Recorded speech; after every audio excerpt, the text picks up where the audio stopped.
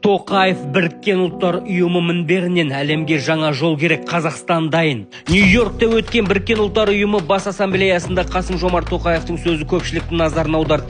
Президент әлемде болып жатқан үлкен өзгерістерді бір сөйлеммен түйіндеді. Сенім жоғалды, заң әлсіреді, соғыс күшейді, ауа райы бұзылып жатыр, ал жаңа технологияны бәрі бірдей игере алмайды. Бұл әрқайсысы бөлек мәселе емес, бәрін біріктірген үлкен сын қатер. Тоқаевтың айтуынша оған тек бірге қарсы тұруға болады. Президент ең алдымен Біріккен ұлттар ұйымы қауіпсіздік кеңесін өзгертуді көтерді. Әлемде тек бірнеше ел емес, Азия, Африка, Латын Америка сияқты құрлықтардағы ірі мемлекеттерде шешім қабылдауға қатысуы тиіс деді.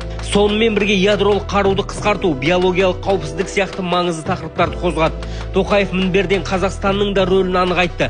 Біз сенімді серікпіз, бейбітшілік пен әділетке ұмтылған мемлекетпіз. Еліміз дипломатияда да, транзит пен энергетикада да, технологияда да көпір бола алады. Бұл сөздің ерекшелігі Қазақстан өзін әлемдік деңгейдегі үлкен ойыншы ретінде көрсетті.